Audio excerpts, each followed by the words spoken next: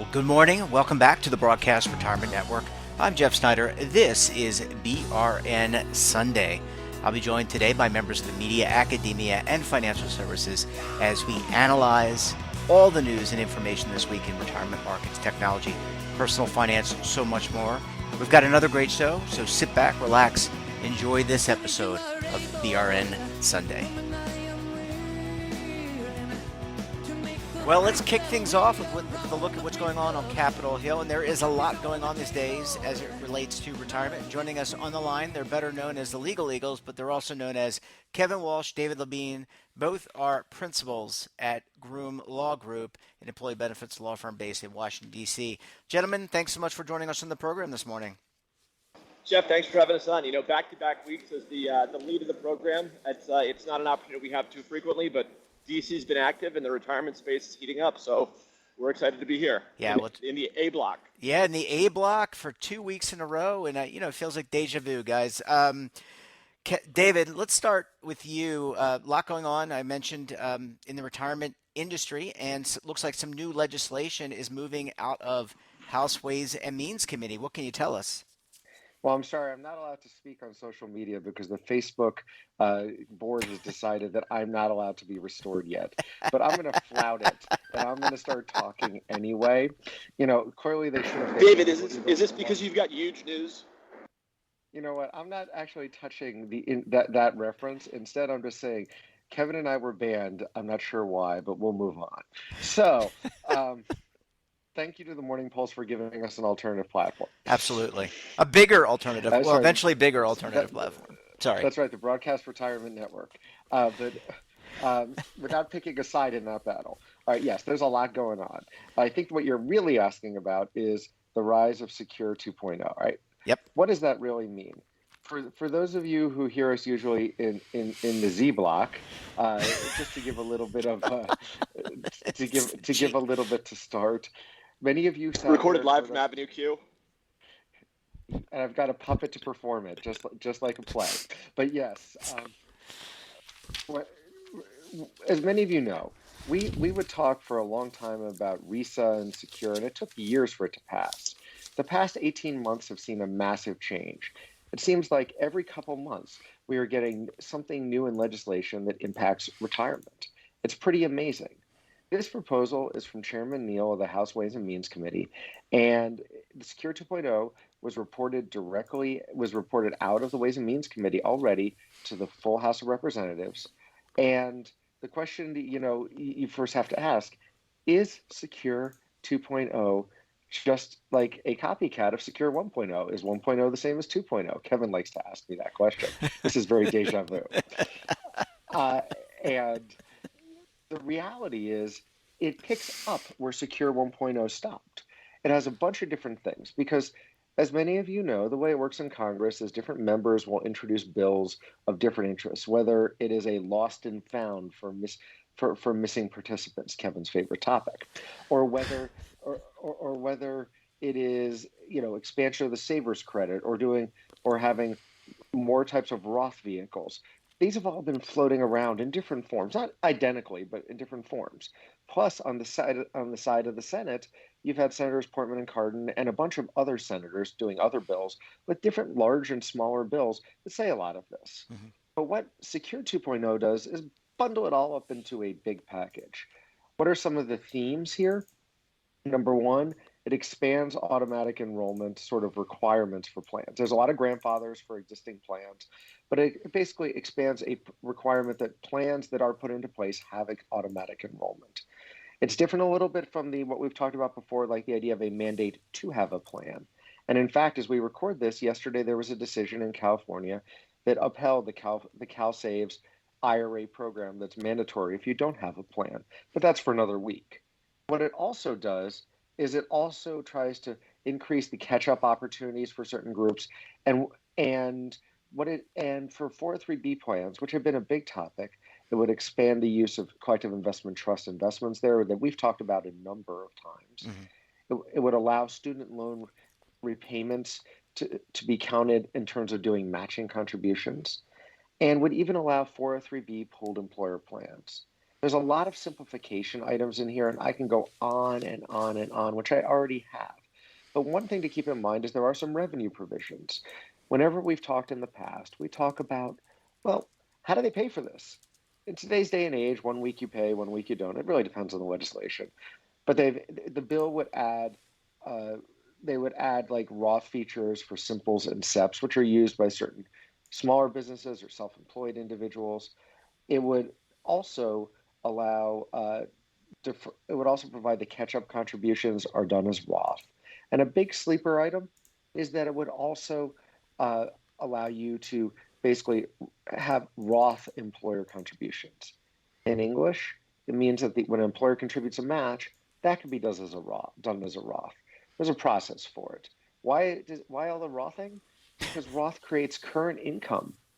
And where does Roth come from? Senator Roth from the 1990s helped develop the after-tax money concept, where you put after-tax in, and when it comes out, and its earnings aren't taxed. The earnings non-taxable is what makes a Roth a Roth.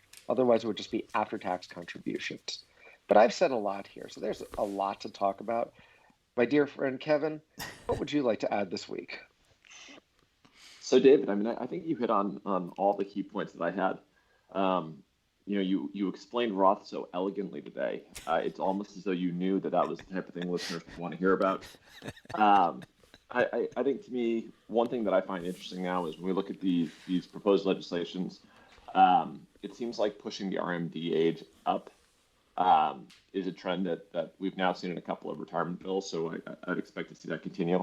Process-wise, I think we can talk about where it stands. Clearing committee is a big step because it allows it to go to the floor of the full House, but it hasn't gone to the floor of the full House yet. So from that standpoint, it still needs to pass the floor, pass the House, and then it would need to pass the Senate. Either as an identical bill or have a similar bill pass the Senate, which could then go to conference. So right now we've got this bipartisan legislation, but we've had bipartisan retirement legislation before. We've got infrastructure, which is going to take up some of the Senate's floor time, as well as confirming a number of Biden's administrative positions. So I think there's a sense of excitement in the retirement space that we could see retirement legislation later this year. But with competing priorities, it's always going to be important to watch and to make sure that the voices of retirement savers are heard. Yeah, really well said, gentlemen. I want to thank you so much for coming on, breaking news. It's important topics, and it seems like it appears from all, that retirement is really top of mind, and it's nice to see a little bit of bipartisanship these days. Gentlemen, enjoy the rest of your week and weekend, and we'll talk to you again next week. Thanks so much for joining us. Thank you, Jeff. Deja vu was great. Bye, guys. Bye.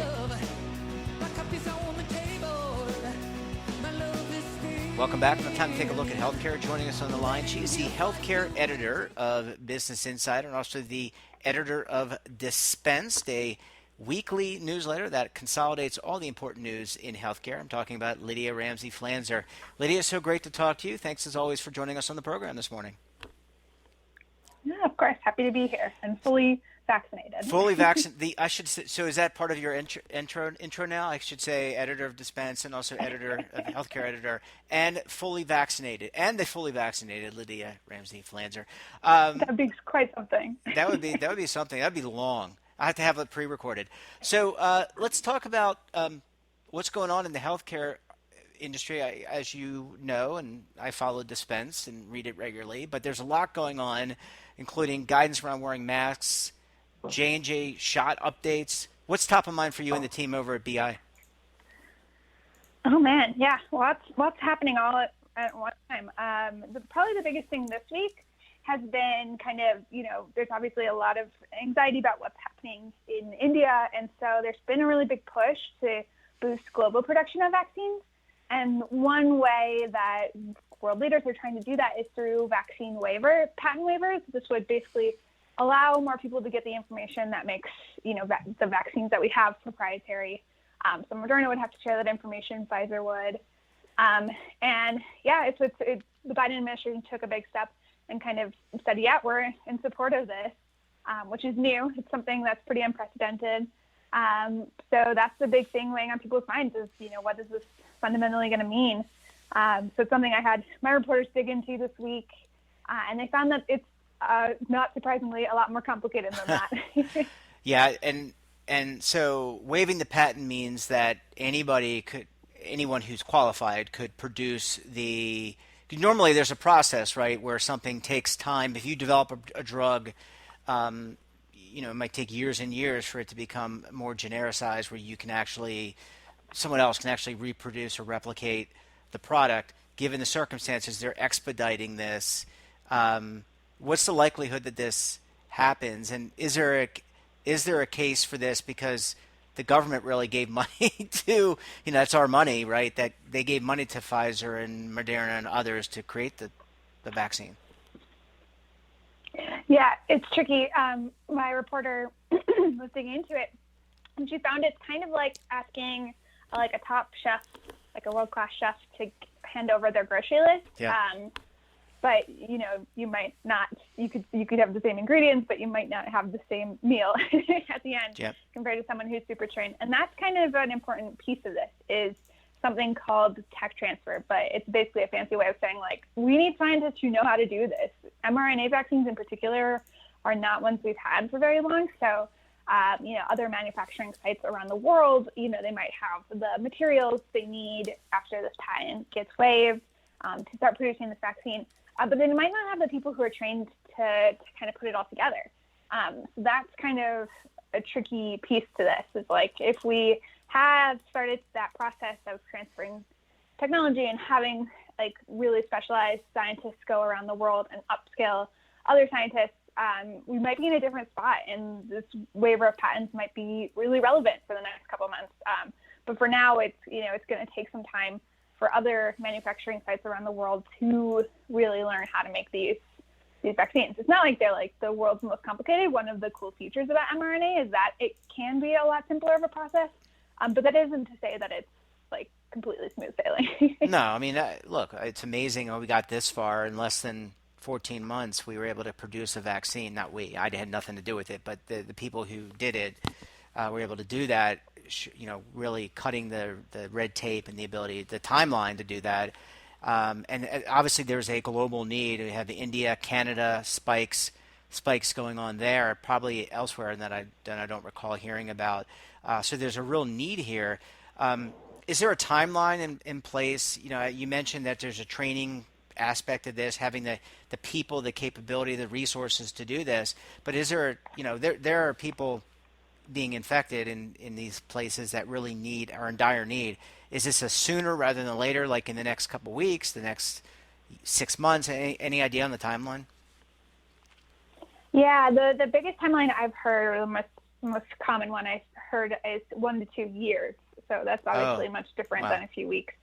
Yeah, it's kind of a bummer to think about. Like when you think about coronavirus and how it's played out in the past, 14, 16 months, like I think having tech or something available in 2 years is still going to be quite relevant. Mm-hmm. But in the meantime, I think a lot about some of the other ways we could probably help out and kind of reshuffle things. I know people have suggested maybe we need to take some of the vaccines that people are hesitant to take here and pass them off to other countries who really could use it for some of their more at-risk populations. The Pfizer's coming up on maybe getting authorizations for its vaccine in kids between 12 and 15.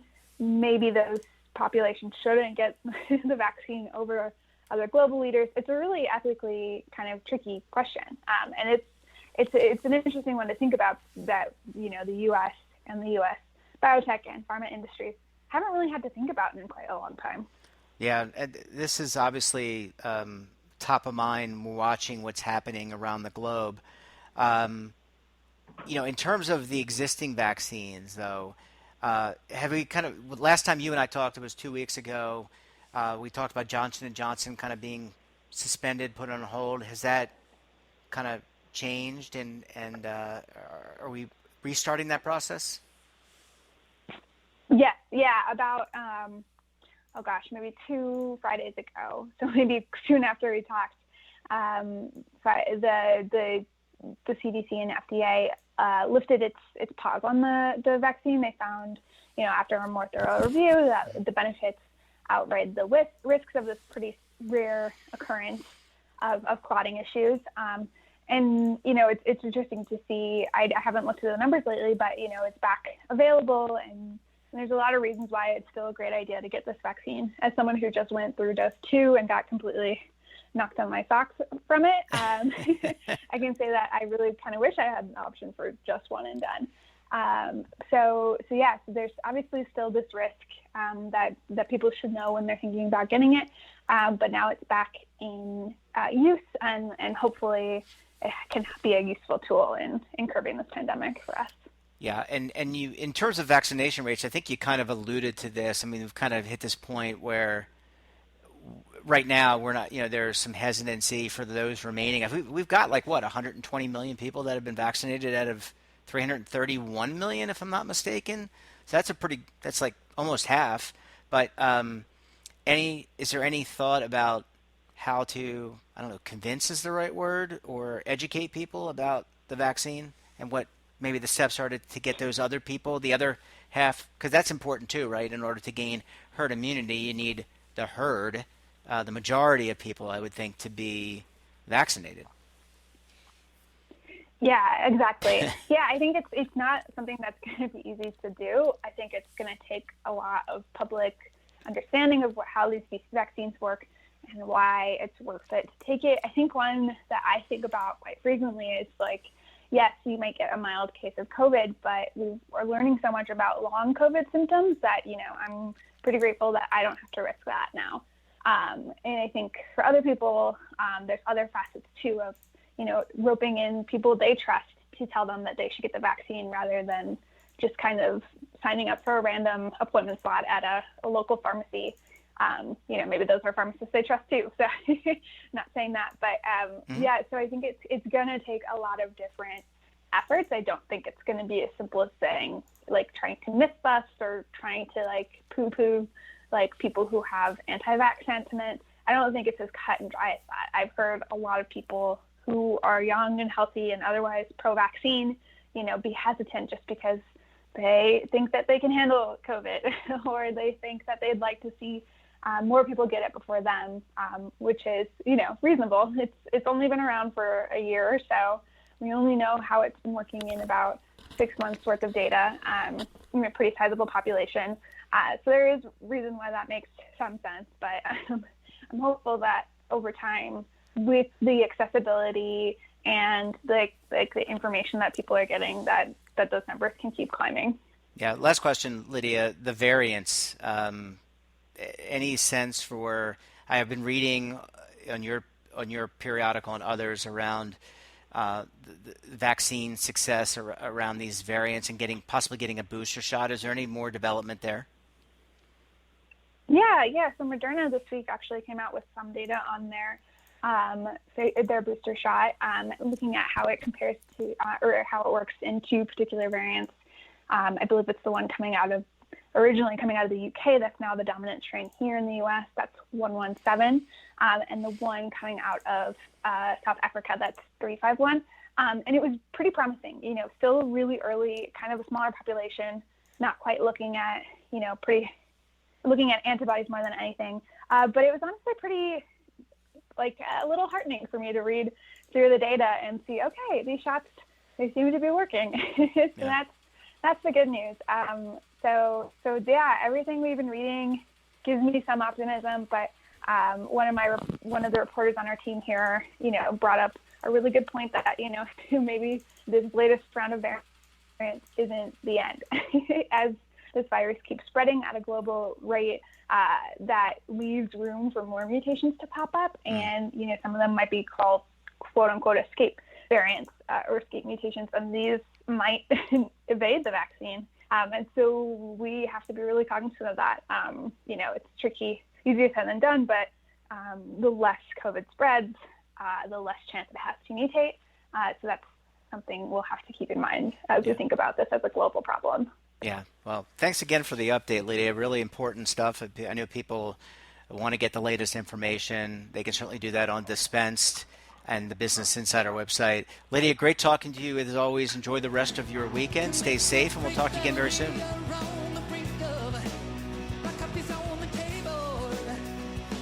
Welcome back. Now time to take a look at technology, and all the things that kind of go around with that. Joining us on the line, Daniel Klein. He's lead advisor, executive producer for 7 Investing. Dan, always great to talk to you. Thanks so much for stopping by the program this morning. Good morning, Jeff. You're getting me from Key West this morning. Key West, Florida. How's the weather there? It is hell hot. It is like 82 degrees, and it's 9 in the morning. It's going to be like 90 and incredibly humid today. Well, I hope you, if you're going to exercise, you're going to go out early, and I hope you're drinking plenty of water. I'll be drinking plenty. That's all I could say. Okay. Well, let's touch base. There are a couple stories that I think piqued my interest, and I know they piqued yours as well. Financial services organizations typically are a little bit laggard when it comes to newer technology, but I think financial services tech executives see the promise in both 5G, which we've talked about on this network and on the television program with you, and also 3D printing. You want to give us your assessment of this? Oh, Jeff, you disappeared. Yep. Yeah, apologies. You disappeared for a second there. So the bank world has finally realized it's incredibly out of touch. So I don't know about you, Jeff, but I have a bank account. We all have to have a bank account, but I pay for things with Venmo and PayPal, and I get paid using Square. This is basically if you own a restaurant and 10 years from now, you're like, you know what? We should probably be on a delivery app. So I do see the banks are such big institutions.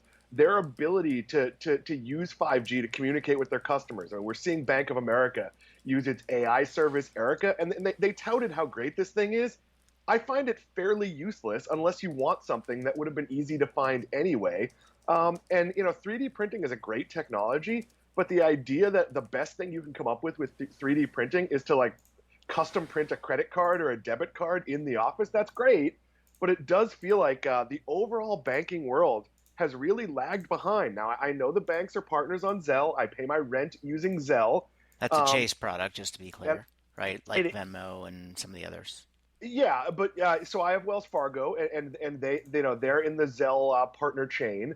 But that being said, why did I need Zelle? I'm not entirely sure why my landlord wants it. I could have used Venmo or PayPal or Square or any of the other things I already had. So, look, do I think the banks are going to be able to pivot to this? Yes. The sheer volume and size of the banks. But have they lost out on opportunity? Absolutely. Some of the banks are now offering the ability to buy stocks, maybe even to buy cryptocurrency. But I think they're very, very late to the party. They could be. Yeah, I mean, I think you're right. But as I said in my intro, they are always a little bit laggard. Financial services organizations a little behind. And I think as you told us before, usually it's through acquisition that they bolster on new services and through third-party partnerships. So, I'm not sure I see the value, and you have to correct me where I'm wrong, in the 3D printing, although you just mentioned cards, right? Creating cards. But in terms of 5G, clearly there's opportunity there to, whether it's creating content, visual video content, or be able to provide connectivity for both employees and customers. There's value there. Yeah, I think with 5G, it's really going to be being able to use high-end AI to anticipate demand, to figure out to really do a good job with automated customer service. My question on that is, has anyone ever done that? I'm not sure faster computing power is going to make the frustration of not being able to talk to a human better. I do think there are some cool things you could do with 3D printing. But banks don't have a lot of physical products. So aside from your debit card, it's great. You can walk into Wells Fargo and they can custom print you a mug. I'm not sure there's so much benefit to that. And I do think sometimes when you see bank CEOs and they really have these kind of old world products, they just like to throw out buzzwords. Sure, there's lots of tech that would benefit banking, but I'd rather they talked about security and, an easier ability to do payments. I mean, look how far ahead Apple Pay is. And obviously the pandemic has accelerated that. But, I know instead of going out and getting my son a wallet to make sure he always had some money, I went through the challenging steps of enabling Apple Pay on his phone and the ability to send him money. I say the challenging steps is because he's under 18, so he's on my account. So it's a much more of a hoop than if I wanted to just send you $20 through Apple Pay. And I just think the banks aren't going to catch up there, but they will be able to sort of do the Dunkin' Donuts Starbucks thing, where Starbucks spends 5 years innovating something, proves it in the market, and then 6 months later, Dunkin' Donuts comes out and says, "Hey, we have cold brew too." Like, it's. I think that's where the banks are going to be. Yeah, well, by the way, you can send me $20 anytime you would like, Daniel. Okay, let's talk about hearing aids because there are now AirPod-like hearing aid devices that I would assume that these are cost effective. And look, we cover healthcare, we cover aging. Hearing loss can be a part of aging, doesn't necessarily have to be. And so having hearing devices could be a really good thing, and especially maybe more cost-effective hearing devices because those things are Dan are very expensive. Yeah, so I have some experience in this space. My father-in-law sells hearing aids at Costco. And it's one of the big scams of the world that if you walk into one of the traditional hearing aid places, you might pay $2,000, $3,000. If you go buy them at Costco, you're going to pay a third of that. So this has always been a big markup sales commission area. Costco doesn't, they just pay their workers. They don't do it on commission. But there's still a stigma to hearing aids. If you're wearing a traditional hearing aid, kind of no matter how small it is, and you're only in your 40s or your 50s, it's a little bit embarrassing. But right now, how often do you go to a meeting and someone else just reflexively has ear pods in or AirPods? They're not listening to music, you hope, but they just have their headphones in at all times. If you make a hearing aid that looks like an AirPod, that takes away some of the stigma. Now, obviously, there's situations where that's not appropriate, but like if you're out in public, like certainly, walking down the street last night on Duval Street here in Key West, if I saw someone wearing ear pods, I wouldn't have been like, oh, they're wearing a hearing aid. They're kind of old. So I do think using optics and making health technology that, look, I'm wearing an Apple Watch. If that Apple Watch is also measuring my blood sugar, it's maybe less intrusive than some of the diabetes devices. If it's, checking my heart rate or whatever it is, nobody knows what's going on. And I think that's going to be very appealing in the tech world going forward. Yeah, and it just illustrates the focus, Dan, on healthcare by not only tech companies but companies in general. In the financial services industry, we're not only talking about financial wellness, we're talking about overall wellness, including mental health. You look at what you just mentioned, Apple. We just talked about AirPods. So there are continuous developments that I think companies are very interested in getting into this space, and they realize there's an opportunity. And let's face it, there's going to be a lot of people retiring in the next decade, baby boomers, and a lot of wealth transfer. And so it's going to be important to support these people as they move from pre-retirement to retirement. Yeah, I'm going to argue that this is the next multi-trillion-dollar opportunity. Yeah.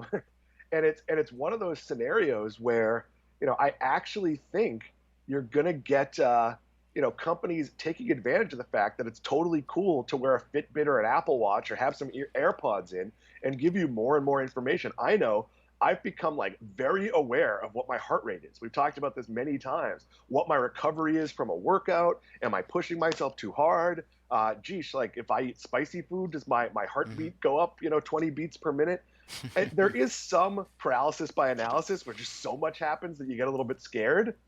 But I do think, there's also some opportunity where I want to know certain things. Like last night, I had one drink at dinner and was very, very tired after. Now, was that because I drove for 5 hours to get here and didn't have any water along the way? Clearly it was, because when I had a bottle of water later, I felt fine. And it's also very, very hot here. Would it be great to have my watch tell me, hey, you're a little dehydrated, have some water? I would have had more water at dinner. Maybe I wouldn't have had the drink. Like whatever it is, I think that information is going to be delivered in a way that's palatable to my generation. I mean, if you remember, Jeff, when we were kids, there'd be people in their 50s and 60s who seemed young and people in their 50s and 60s who seemed really old.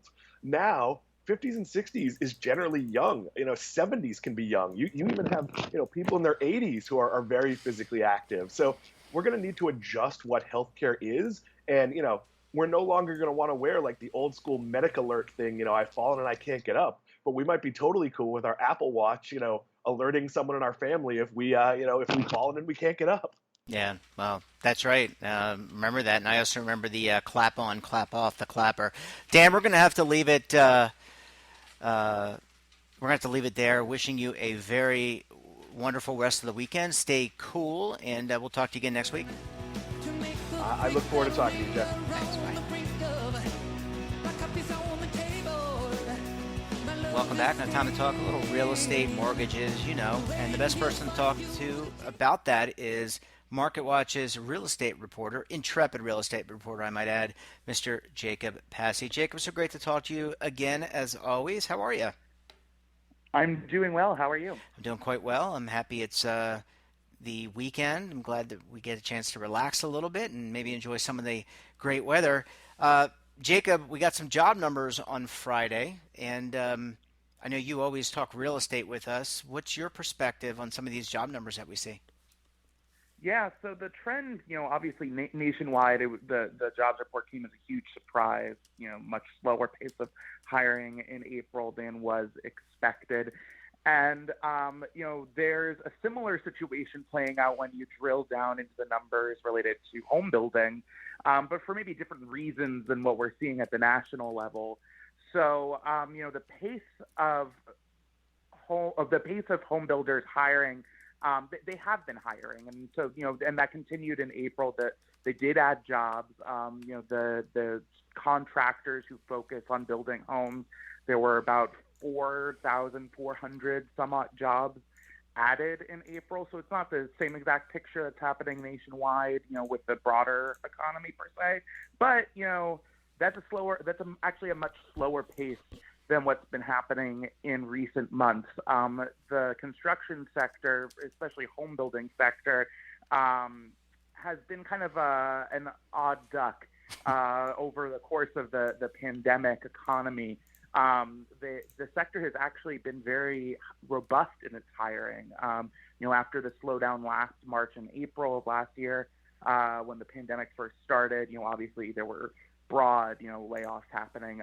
But the housing market and therefore home builders quickly rebounded. They, when home buyers poured into the market, home builders quickly ramped up their hiring, and we saw over the past year over 40,000, actually over 46,000 jobs were added just among home builders. So thousands of workers have been hired by this sector, and it's actually a big turnaround from recent years because the sector had been facing somewhat of a labor shortage in recent years, and so they've actually been able to take advantage of the situation in the broader jobs market and use that to their advantage and get more people building homes.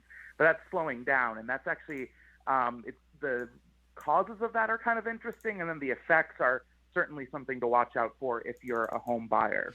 Yeah, and you would think, based on our conversation, Jacob, and again, coming at this from the macro point of view, you would think that because there's a deficit in the number of homes available to people, that you need more home building, and so you would just think rationally and reasonably that there'd be more hiring to meet that demand. But it just doesn't seem that. Maybe there is hiring, but it's just not at the pace that you would anecdotally expect.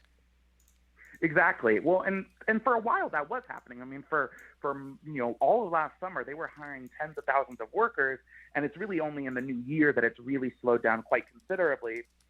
And a couple of things are going on, most important of which is the situation with lumber. And I think you and I have spoken about this before, but there's a real shortage of the lumber used to build and remodel homes. There's a whole host of reasons why that is the case, but basically loggers and the folks who manufacture the wood to be used for construction purposes, they're pumping out supply at a very slow pace, and it's not meeting the demand in the market right now. So I talked with economists, and they basically said what's going on right now is there's a huge bottleneck forming for home builders, where they sold a lot of homes, they got under contract with a lot of buyers, but they're not able to complete those homes because they're waiting on supplies. You see builders across the country pouring the foundations for homes, the cement, and then basically sitting and twiddling their thumbs because they don't have the wood they need to construct the homes, the lumber they need to construct the homes. So as a result, builders have had to basically pump the brakes on hiring because they don't want to hire a bunch of workers who are just going to have to sit around and not do anything. So it's kind of this interesting way that, the supply chain, and I'm sure listeners have been hearing about this, all these issues with the supply chain from steel to lumber to semiconductors. It shows how it can have an effect on the hiring and the jobs market because, builders, if left to their own devices, home sales are strong. There is the demand there, but they can't complete, they're not going to, if they can't complete a project, they're not going to hire the people to do the project. And so you're seeing that pan out. You're also seeing builders actually slow down the pace of home sales. Builders also obviously employ people who are salespeople who are, their job is to sell the homes and, give tours of the model homes and things like that. But they're not ramping up hiring there either, even though there's this outsized demand from buyers, because they don't need to. They don't, they have more projects than they can handle right now. And so as a result, they're not looking to grow sales because they're basically at capacity as it is. So, basically the capacity situation related to the supply of materials is, a major, bummer for the industry, basically. And it's a bummer for home buyers because it's basically, perpetuating the problems we see for them. There's not many homes for sale, and home prices are growing rapidly, and that's continuing to be the case. And mortgage rates are still low, so that's good. But a lot of buyers this spring, summer home buying season are going to have a lot of difficulty getting into a home. And you might, some of the folks I spoke with today, Friday, said that the situation, you could eventually start seeing people throw in the towel and give up, which is not what we want to see for folks. No, and this demand is only going to increase, and I think this isn't what we're talking about with lumber not being available. This is something that's affecting nearly every industry. You mentioned appliances when we last spoke, Jacob, that they can't get computer chips and semiconductors. I was by an auto dealership looking at cars. They can't get cars delivered to them. There are car companies slowing down production at their facilities because they can't meet demand. And it does make a lot of sense. If you don't have the, twiddling your thumbs, as great as a vocation that is, it's not as productive as, say, putting up a home or building a car or, doing a home remodel, right? So I think you have to be prudent with your dollars as an employer. And I think over time, hopefully these bottlenecks get removed, we get more resources, things kind of get restarted better. Totally. And for builders, they have a lot of fixed costs that they can't avoid. Land is really expensive, and that's not changing. And so, and that's one of their biggest costs. And so for them, they can't adjust the cost of that. If anything, the cost of land is going up. So, they don't want to then, they're concerned about their margins and being able to, obviously turn a profit on selling the homes. And if they see the cost of, their employment base go up because workers are being hired who then can't do much, that's not good for their bottom line. Nope. And if they go out of business and we have no one to build the homes and no one to do all the work, and yeah, it seems like restarting is going to be a slower process than many of us had hoped or even wanted. Jacob, we're going to have to leave it there. Really interesting story, getting into those job numbers, really unpacking it well for us. Have a great rest of the weekend. We'll talk to you again very soon. Talk soon. Take care. Bye-bye.